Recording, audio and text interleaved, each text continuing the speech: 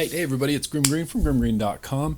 Back here today, you might have noticed that things, mic check, just they look a little bit different. What's happening is I got this new camera that I was going to start using when we got into our new place. And I promised that when I transition into our new place that there's going to be a lot more cool stuff happening back here. It's not going to look like somebody's moving.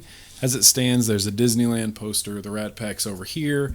This is my guitar case, a bookcase. There's just boxes and crap everywhere. So I apologize for the clutter going on behind me, but that just gives you more focus, more attention. You can put all your attention right into my ugly mug. But what I got to talk about today is a device that's a couple of reviews out there, a couple of videos out there. I figure I'd throw in my 2 cents for it as well.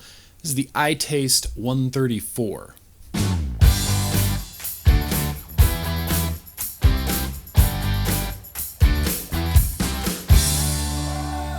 It's been performing pretty nicely for me. Right now I have an amp tank on there running at 10 watts. This is a 1.5 ohm Cisco spec atomizer in there.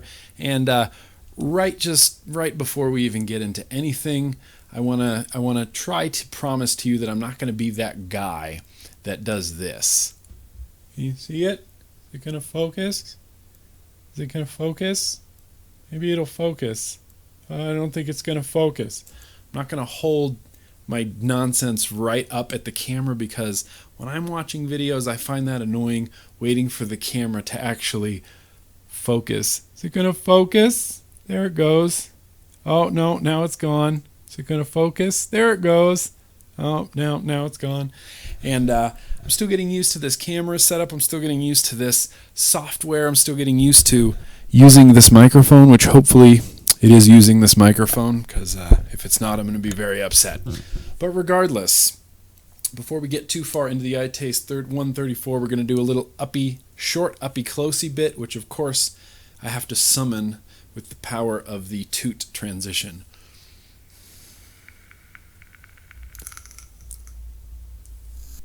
Alright everybody, not a whole lot going over here, so this uppy-closey bit should be nice and quick and easy. Kangaroo Pro Tank 2 on there, video coming soon. So this is the Itaste 134, and when I first showed this to Amber, she said it looks like it was another mod that's in jail now. Why'd they put the poor thing in jail? Because you can clearly see a tube in here, and then it's surrounded by this like Gatling gun nonsense. First things first, bottom cap just comes off. It has a spring-loaded pin on the bottom, so it's not actually a spring touching your battery. It's just a little pin, which makes for a pretty nice connection. Battery on the inside.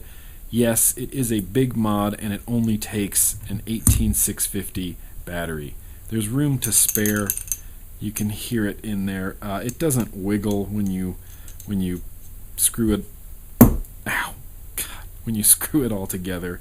One thing that I'll point out that Phil pointed out as well: the bottom cap and the stainless steel are different colors. I don't know if that's going to show up on camera, but the bottom cap is actually a very shiny, like chromy looking piece, and the rest of the stainless steel body is not. It's not as shiny, it's not as brilliant looking.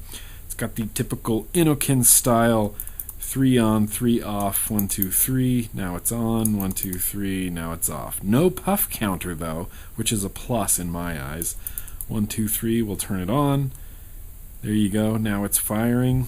And if I had left this Pro Tank on here, you could actually hear it firing. Ooh, it's firing. The adjustable wattage comes via a ring in the middle, and I don't know if this is going to show up on camera, but do you see there's numbers on there? 8 watts, 9 watts, 10 watts. This clicks around. You can hear it,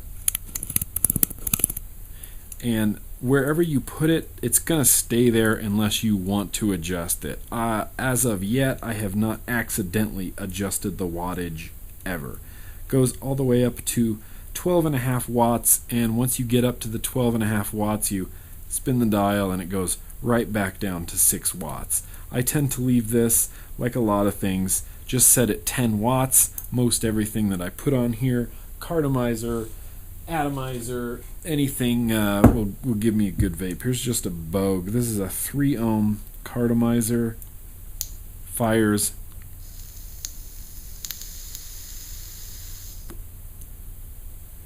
vapes shockingly well. It has that Innokin ring on top, just like that. It's got an ego style connection, so you can, take that ring on and off, or if you so desire, you could put a clearomizer on there, which I don't have a clearomizer in front of me. For some reason, I feel like this ring is taller than the other rings, and I have nothing to prove this, but there's some things I've screwed down on here that haven't worked, and I've needed to take the ring off to have it get a good connection. I don't know if that's the problem with the tank, Cardo, Addy, or whatever, but I've just noticed it more with the 134. There's probably not much to it. There's probably nothing really even going on there. It feels big. It feels nice. It's actually very comfortable and satisfying to hold. I like where the button is. I like that. I usually just press the button with my thumb. You can hold it like this, press the button with your finger as well. 1, 2, 3, now it's off. 1, 2, 3, now it's on. It's very straightforward. It's very simple. Other than being gigantic, it actually works really well. You can adjust that wattage around if you want to. I tend to leave it at 10. Heck, let's leave it at 11 from now on and see how that works out for me. One thing that bothers me, and this is so dumb, I'm going to take the screw off. You see how each one of these bars is held on by a screw, and there's a symmetrical amount of screws right there. On the top, there is not a symmetrical amount of screws, and it drives me nuts. There's screw, screw, screw, screw, blank. I can't not see that now. And the reason that's blank is because that's where the button is. There's no bar here, so there's no need for a screw. But they did drill a hole there. They could have at least put a fake Phillips head mark in there or something, or just left this as flat metal and not drilled a hole there. I keep seeing that, and it's the most nitpicky thing ever, but I see it every time. So there you go. That's the Innokin Itaste 134 uppy closey style, and yeah, let's go back to normal view. So that's a little bit of the uppy closey Itaste 134. As I mentioned in the uppy closey bit, the bottom cap doesn't quite match. It has this shiny, feature to it, whereas the rest of the stainless steel on the mod does not have that same shiny feature. I just turned it off, so let's turn it back on. Red, yellow, green works. It works great. The button is great. I actually really like this dial. It's nice and you hear it being clicky. It clicks whenever you set it to a setting, and it goes all the way around. It doesn't go to one spot and stop, and then you have to go back. If you're up at 12 watts and you want to go to 8, you just keep turning the wheel. I find it really easy if you want to actually change your wattage, and the whole idea of wattage is that you don't need to change it on the fly like that. Pardon me, what's in the news, Robin? So I have mine set to 10. I've been using standard ohm stuff on here, which is really all you can use on it. You can only use stuff that's like above 1.5 ohm in the 1.5 to 3 ohm range, which is, kind of the majority of the stuff you'll find out there. So things like the Kangar Pro tank, the amp tank, a rebuildable, if you keep the ohms high enough, will also work on here. Standard 510 atomizers, standard 510 cartomizers will work great. In fact, let me grab a cartomizer because I want to show you something weird that this does. You can see my old tripod back there. It's ridiculous. You have no idea how much more streamlined my process is going to be now with shooting videos. Before, it was this nightmare of making sure my camera was charged, setting it up on the tripod, plugging in my camera, shooting, turning around, setting up a table for all my vape stuff, that table right there for all my vape stuff, and then shooting the video, unplugging everything, plugging the camera into my laptop, dragging the files off, converting the files, editing them. Oh my gosh, I don't know why I did that for so long. But I'm off topic again because I want to show you something weird that the Itaste 134 does. It does this little power-uppy thing. And when I did the little pictures on GrimmGreen.com, I kind of touched on it, but it does this weird power-uppy thing. And I'm going to hold it next to the microphone to see if you can hear it. But when you press the button, it fires. But you don't get the full voltage till about 1 second later. Did you notice that? It went... I can't figure out why it did that. And it was bothering me, and and it still does it. It's not going to stop doing it. But when you push the button,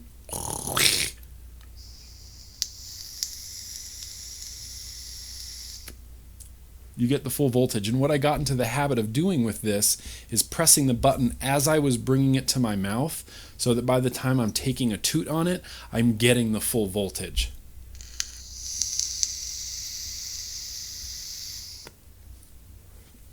And Innokin explained to me, I finally, after I couldn't figure out what was going on, reached out to Innokin and asked them, why does it do this thing? And they explained that when you first press the button, that is when it's checking the ohms of your atomizer or cartomizer. And then it will kick in the full voltage that it needs based on the wattage and depending on the ohms. So it's checking the ohms basically every time it fires. It doesn't remember what ohms it is. It's checking them and then giving you the correct voltage that you need. And that's why it does that little power-uppy thing.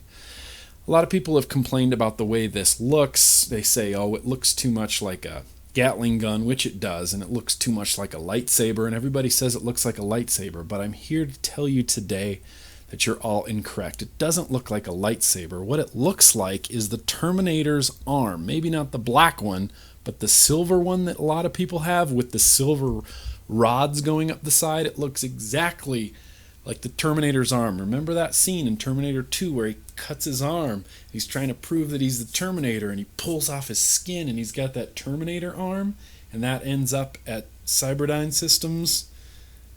That's this. That's what this looks like. It looks like a Terminator arm. It was designed to be attractive to guys. It's like a guy mod. You know what I mean?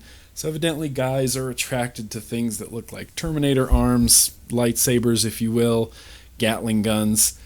I'll admit, I think it looks kind of cool. Other than being really big, I think it looks pretty cool. And it's actually quite comfortable to hold. I hit the power button or I hit the fire button with my thumb.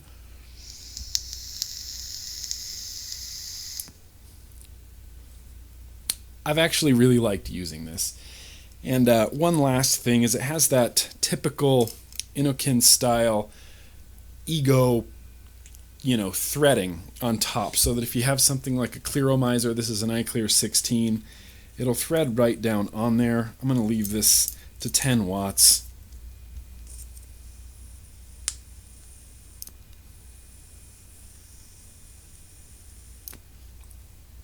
There you go. There's a lot of features missing from this that kind of have become standard game in the variable voltage, variable wattage world. It's not going to show you your ohms, and it's not going to show you what voltage you're getting. You simply set it at a wattage that you know you like. For me, I'm leaving this usually at 10 watts, and most everything I put on here is a good vape.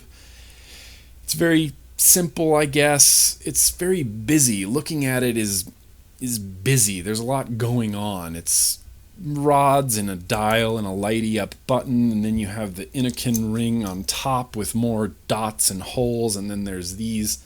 It just looks very busy. It's not a very clean looking mod in my opinion. There's kind of a lot going on even when it's just sitting there. You look at it and you go, oh, there's just a lot going on right there. It's $160. I've seen a couple vendors, Vapor Alley, there's a couple other places out there selling these for around $160, $170, which that's the same, that's a ProVary. It's the same price as a ProVary, essentially. ProVary doesn't have variable wattage, but you're also getting a warranty with the ProVary. I mean, I'm not a ProVary fanboy. I don't even own one. But, yeah, so really what you have to think about is what you want your mod to look like, what you want your mod to feel like, and what you want your mod to perform like. If seeing your ohms is important to you, the Itaste 134 is not the way to go. If having a small, compact mod is important to you, the Itaste 134 is not the way to go. If having a light mod is important to you, the Itaste 134 is not the way to go. This thing is substantially weighty and heavy. Even without a battery, before I put a battery in here, it's even weightier with a battery in there, and I thought it was heavy before. I don't know how I feel about this. I feel like it's not quite a novelty mod because it has such good performance, but it's not going to be one of those carry along with you every day, at least in my case. I'm kind of just talking in circles now. It is what it is. It looks like this. It's big and heavy and variable wattage. And that's all you really need to know about the Itaste 134. It's also slightly on the expensive side, clocking it at $160. But that's what I got for today, for right now. Just want to thank you so much for watching, and as always, everybody, let's keep on vaping.